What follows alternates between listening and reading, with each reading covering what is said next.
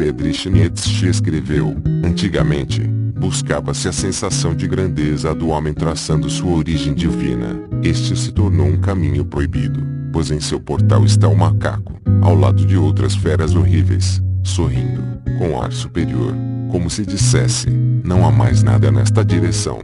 Isso foi em 1881, 10 anos depois de Darwin ter escrito A Descendência do Homem, no qual propunha que mesmo os aspectos mais nobres dos homens eram resultado dos processos aleatórios e de seleção natural que produziam o grasnado do pato ou os movimentos da serpente. A teoria da evolução de Darwin vem incomodando as pessoas desde que foi publicada em A Origem das Espécies. No encontro anterior, diz a lenda, Samuel Wilberforce, bispo de Oxford, perguntou a Huxley, firme partidário de Darwin, se ele achava que sua suposta descendência de um macaco vinha de parte do avô ou da avó. Dizem que Huxley respondeu, em resumo, que não se aviltava por descender de um macaco, mas se sentiria envergonhado de se relacionar com um homem que argumentasse como Wilberforce. Hoje, ironicamente, o físico Stephen Hawking, homem que muito fez para banir a necessidade de uma origem divina em nosso entendimento da criação, tem sua sala, na Universidade de Cambridge, justamente na Wilberforce Road. Esse espírito de abertura não é universal. Até hoje inúmeros estudiosos, religiosos ou não, sentem necessidade de atribuir a grandeza da humanidade à nossa relação especial com o divino. Deepak chama a explicação científica sobre como chegamos até aqui de mito de criação da ciência. Ao empregar tal terminologia, ele nivela a cuidadosa observação e o trabalho teórico da ciência com as lendas e especulações de antigas civilizações, algumas das quais formam a base de suas próprias convicções. Mas essa abordagem do tipo vale tudo não é um caminho produtivo para a verdade. Deepak considera detestável um universo em que a consciência não existia antes da chegada dos seres humanos. Prefere a pintura cor-de-rosa de uma consciência universal já presente desde a criação. No entanto, quando não endossamos essa abordagem do tipo vale tudo, a questão não é se um universo consciente é preferível, mas se um universo consciente é possível. Excessos de otimismo e wishful thinking não deveria moldar nosso ponto de vista. O que significaria um universo consciente? Os cientistas têm dificuldade de atribuir uma definição precisa à consciência, ainda que tenhamos uma vaga ideia do significado do termo. Uma das características sempre incluídas na consciência é a autoconsciência. Em comparação, os processos cerebrais, que são automáticos, estão além do nosso controle voluntário e dos quais não temos consciência, são considerados inconscientes. Experimentos com espelhos parecem indicar que chimpanzés, orangotangos e até a pega são conscientes de si mesmos, pois reconhecem a própria imagem no espelho. Supõe-se que os nematóides e as moscas das frutas não façam o mesmo, portanto, a autoconsciência estabelece uma linha entre as espécies. Ainda assim, a autoconsciência por si só é um referencial tosco de classificação.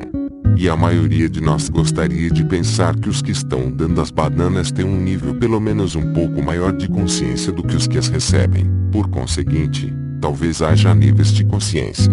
A consciência também varia de acordo com o estado da mente. Por exemplo, todos nós temos períodos de não consciência, que ocorrem no que se chama de sono de ondas lentas, ou sono profundo. Se você pedir a uma pessoa acordada para descrever o que estava pensando ou vivenciando um pouco antes, ela vai responder. Isso também é verdade se você acordar alguém durante o sono de movimento rápido dos olhos no sono REM, ou enquanto está sonhando, ainda que o sonho logo desapareça da memória. Mas se você acordar alguém durante o sono profundo, ele não terá nada a dizer. A mente será uma folha em branco. Na verdade, os registros da função neural durante o sono profundo mostram apenas atividades associadas aos processos cerebrais inconscientes, automáticos. Outra complicação de se definir consciência é que nossa mente consciente e inconsciente são sistemas pareados. Há inúmeras pesquisas recentes sobre o efeito do inconsciente no que vemos como comportamento social consciente e na tomada de decisões. O exemplo mais vívido de atitudes conscientes baseadas em informações que a mente inconsciente desconhece vem de um fenômeno chamado visão às cegas blind sight. Ela é um sintoma resultante de danos numa parte do cérebro chamada córtex visual primário. Pessoas atingidas por essa disfunção não conseguem enxergar conscientemente nada que esteja em parte ou na totalidade de seu campo visual, situação que pode ser confirmada por exames de imagens do cérebro. Mas já sabemos que, nesses casos, as imagens captadas pelo olho são transmitidas para o cérebro, onde influenciam o comportamento consciente, sem chegar no nível da experiência consciente. Por isso, pessoas com visão às cegas podem estender a mão e tocar as coisas, catar objetos que lhes forem lançados, distinguir rostos sorridentes ou zangados e até, em um dos casos, transpor uma pista de obstáculos sem consciência de estar vendo nada. Nós inferimos a consciência de outros seres humanos ou de animais interagindo com eles. Mas não podemos pôr o universo diante de um espelho para saber se é vaidoso. Se ele é consciente, como vamos saber? Seria o mesmo que uma célula das paredes estomacais saber que causa dor no indivíduo do qual faz parte quando está inflamada. É tentador acreditar que a consciência de preferência, uma consciência amorosa e compassiva, desempenha algum papel no universo físico. Na verdade, durante séculos os filósofos da natureza acreditaram que as leis da física eram análogas às leis humanas, e que os objetos do universo obedeciam conscientemente essas leis para evitar o castigo dos deuses. Ainda no século XVII, o grande astrônomo e físico Johannes Kepler acreditava que as leis do movimento dos planetas eram assimiladas por suas mentes. Mas essa ideia não resultou em consequências observáveis. Por isso foi abandonada pela ciência. A noção de uma consciência universal é igualmente estéril. Por isso é melhor também abandoná-la. Deepak diz que a ciência mostra uma teimosa resistência a outras formas de considerar o cosmo, mas essas outras maneiras a que a ciência resiste são afirmações sem evidências de apoio. Deepak lamenta que deixamos a cosmologia para os especialistas, da mesma forma que deixamos os genes para os geneticistas. Mas ele concordaria que algumas tarefas precisam do trabalho especializado, e outras, não. Por exemplo, acho que nós dois pensamos que qualquer um pode fazer um sanduíche de pasta de amendoim e geleia, mas, se um de nós fosse passar por uma cirurgia de coração, os dois iríamos querer o melhor cirurgião cardíaco do ramo. Aquilo em que eu pareço discordar de Deepak é que eu vejo a cosmologia mais como cirurgia, e ele a julgue mais parecida com fazer um sanduíche. Deepak também alerta que não se pode dizer entrada proibida. Você não sabe a matemática necessária. Concordo que as pessoas devem debater livremente as questões intelectuais que lhes interessam, mas não devemos confundir debate e aprendizado com a criação de uma teoria significativa sobre essas questões. Qualquer um pode especular se o sol vai continuar brilhando desse jeito para sempre, mas só com a matemática as especulações podem ganhar substância de modo a fornecer detalhes como de que em 7 bilhões de anos o sol vai estar 250 vezes maior e engolirá os planetas internos. Eu reconheço a importância da matemática para a ciência.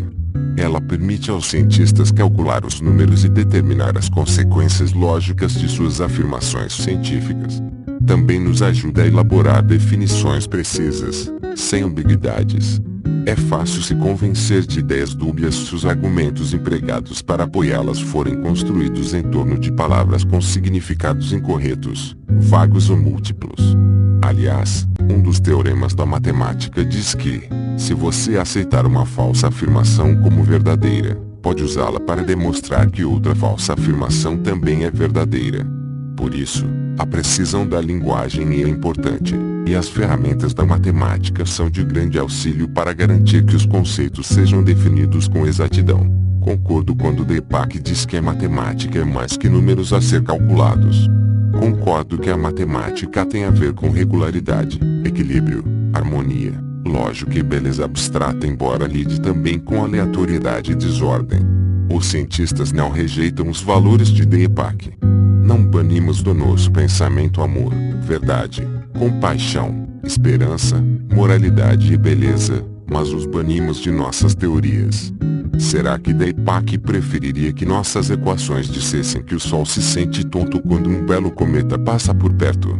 Será que os físicos deveriam encher a matemática de teoremas sobre o estado emocional de uma nebulosa?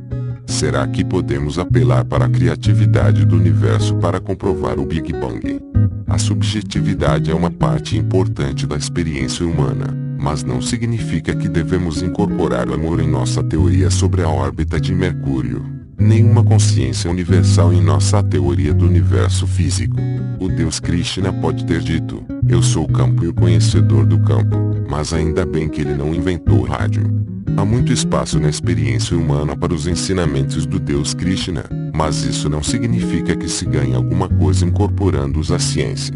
A física propõe um universo em que a consciência tem um lugar entre os seres humanos, entre outros animais da Terra e possivelmente de outros planetas, mas parece que aí a natureza traça uma linha demarcatória. Stephen Hawking pode teorizar trilhões de outros universos, mas nem por isso vai achar que eles existem até que nossas observações do cosmos indiquem outro caminho. Poucos cientistas estão propensos a considerar o universo uma entidade consciente.